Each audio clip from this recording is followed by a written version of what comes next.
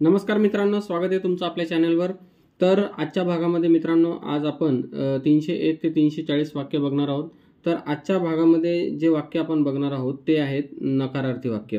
जेव्हा एखादी गोष्ट करू नको हे आपण दुसऱ्या व्यक्तीसोबत जेव्हा बोलतो त्यावेळेला वाक्याची सुरुवात कशी करायची असते ते आपण आजच्या भागामध्ये बघूया। तर चला आपण सुरुवात करूया। तर पहिलं वाक्य आहे स्वीकारू नको।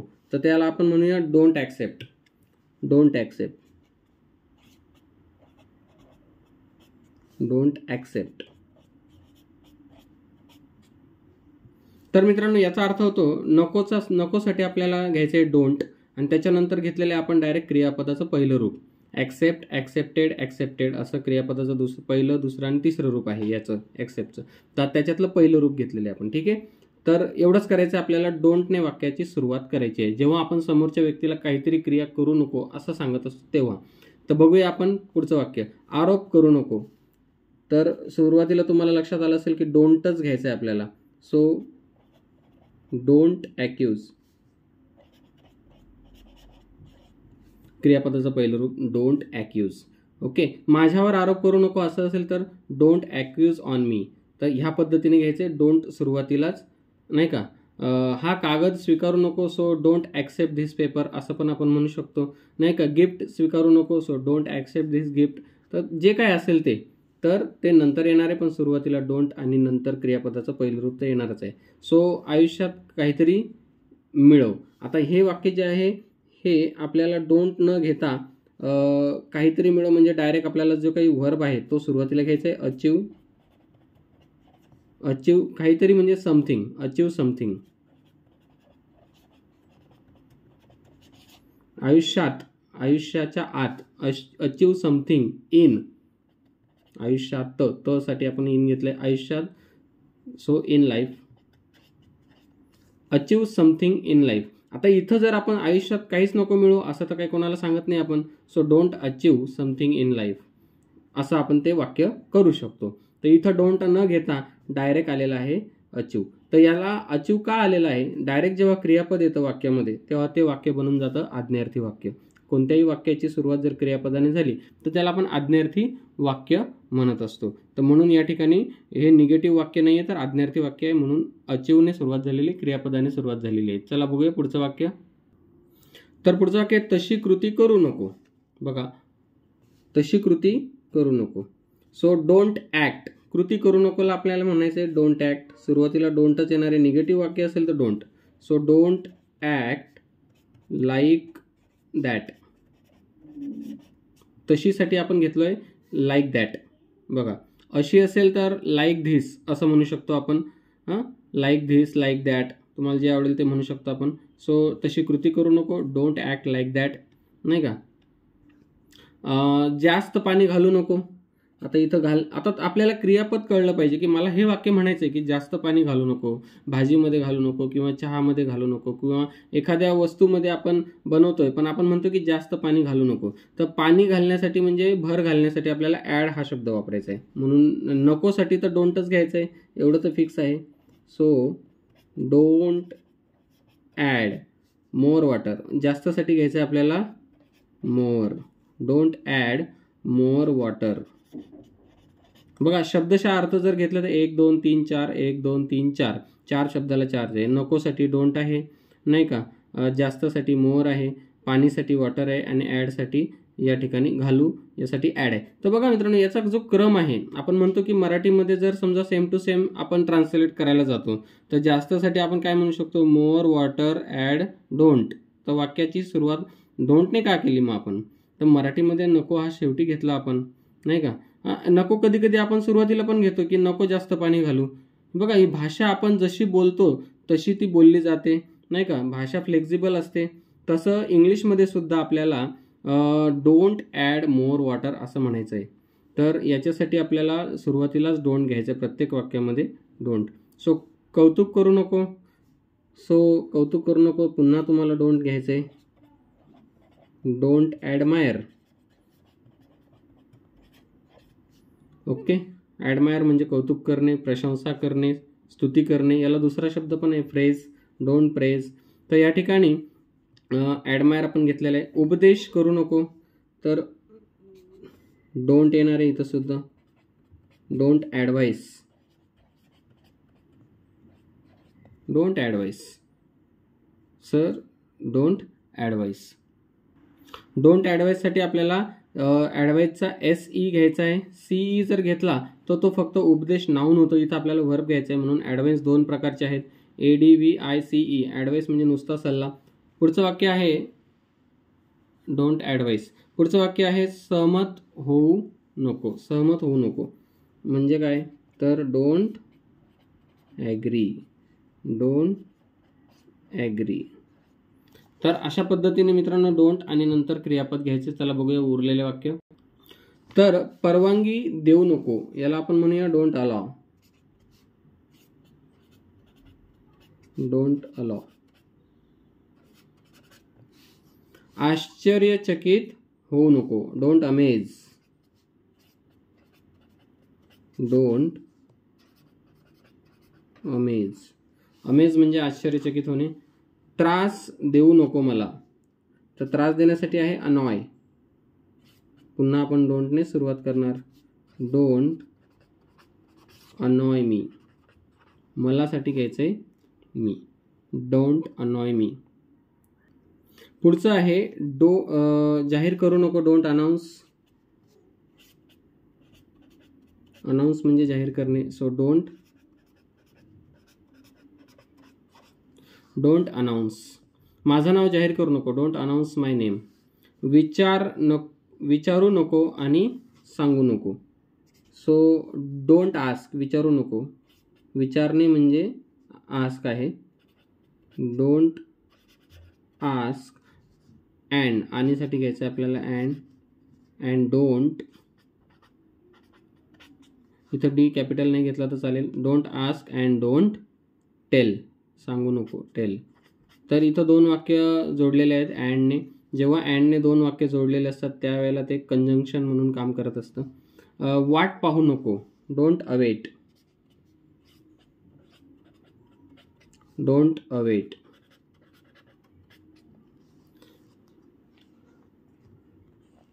तर पुढचं वाक्य आहे पैसे उसने घेऊ नको. पैसे उसने घेऊ नको, डोंट बॉरो मनी.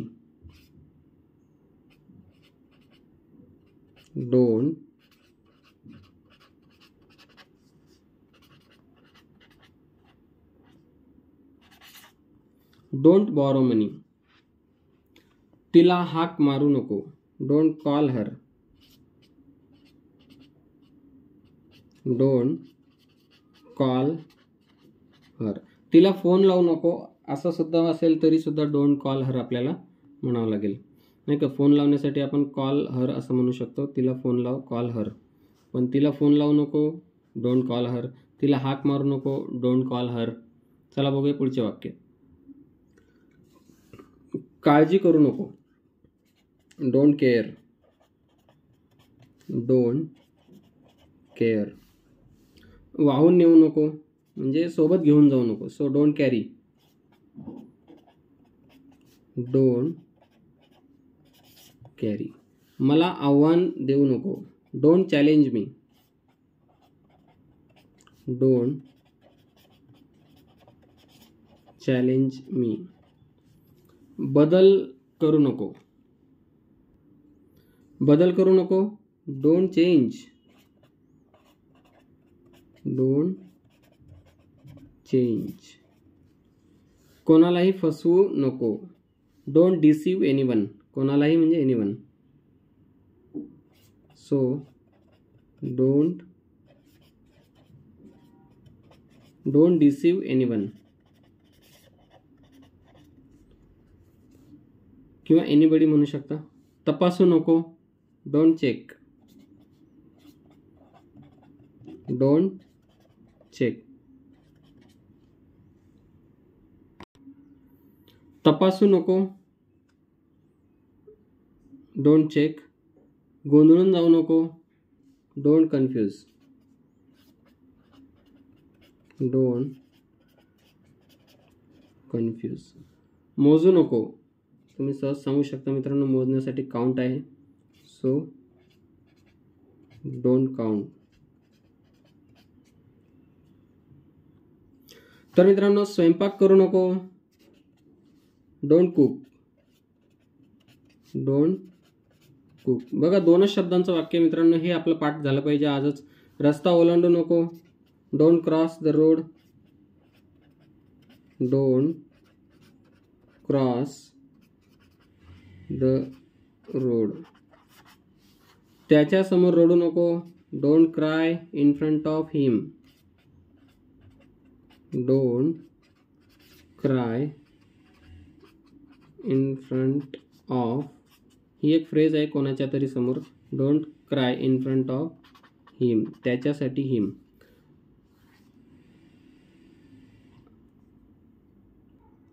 आता ठरवू नको, don't decide now. Don't decide now. आता सजावट करू नको, don't decorate now. Don't decorate now. Don't decorate now. गायब होऊ नको, डोंट डिसअपियर. Don't disappear. अपेक्षा करू नको, don't expect. Don't expect. Expect म्हणजे अपेक्षा करणं, कोणाकडूनही अपेक्षा करू नको. Don't expect from anyone. माझ्याकडून अपेक्षा करू नको, डोंट एक्सपेक्ट मी. सो स्पष्टीकरण देऊ नको, डोंट एक्सप्लेन. हे वाक्य कसं होईल?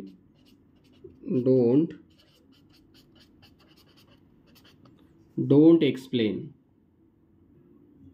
नापास होऊ नको, don't fail. Don't fail.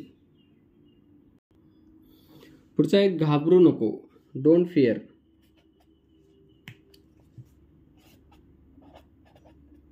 Don't fear.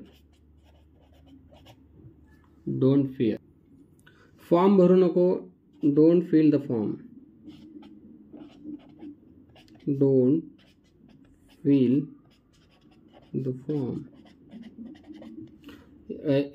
FEEL feel आहे, त्याला फीलचा अर्थ होतो वाटणे, आणि FILL फील म्हणजे भरणे. सो मला मूर्ख बनवू नको, don't full me. Don't full me. Don't म्हणजे नको, फूल म्हणजे मूर्ख बनवू, म्हणजे मूर्ख बनवणे एखाद्याला, किंवा फूल म्हणजे मूर्ख पण होतो, पण या ठिकाणी डोंट फूल मीचा अर्थ होतो मला मूर्ख बनवू नको. तर कधी कधी मित्रांनो वेगवेगळा बघा, डोंट म्हणजे नाही किंवा नको पण होतो, आणि मी म्हणजे मला पण होतो, नाही का. आणि त्या ठिकाणी फूल म्हणजे मूर्ख असं पण होतं. पण जेव्हा डोंट फूल मी असं एकत्र येतं त्यावेळेला मला मूर्ख बनवू नको. मला मूर्ख बनवू नको, डोंट फूल मी. तर पुढचा आहे, तर्क करू नको. तर्क म्हणजे अंदाज करू नको, डोंट गेस.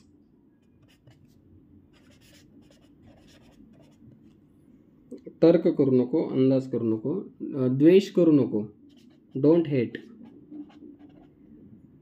Don't hate. आशा करू नको, don't hope. Don't hope. Hope म्हणजे आशा करणे. कल्पना करू नको, डोंट इमॅजिन. Don't imagine. तर मित्रांनो बघा, या ठिकाणी आपण डोंट घेतलेलं आहे आणि क्रियापदाचं पहिलं रूप घेतलेलं आहे, तर नकारार्थी वाक्य तयार झालेलं आहे, आणि ते सुद्धा ह्या पद्धतीने आपण 2च शब्दांनी बनवलेलं आहे. तर याच्यामध्ये आपल्याला काय करायचं आहे, आपण इमॅजिनेशन करून अजून कोणते शब्द वापरू शकतो हे बघून आपण आता फक्त डोंट इमॅजिन आहे, फक्त डोंट इमॅजिनच नाही बोलायचं आहे आपल्याला, तर काय इमॅजिन करायचं आहे ते सुद्धा आपल्याला, किंवा काय इमॅजिन नाही करायचं आहे ते पण पुढे सांगायचं आहे, नाही का. जसं की कल्पना करू नको एवढं जर म्हटलं आपण तर काय झालं, डोंट इमॅजिन.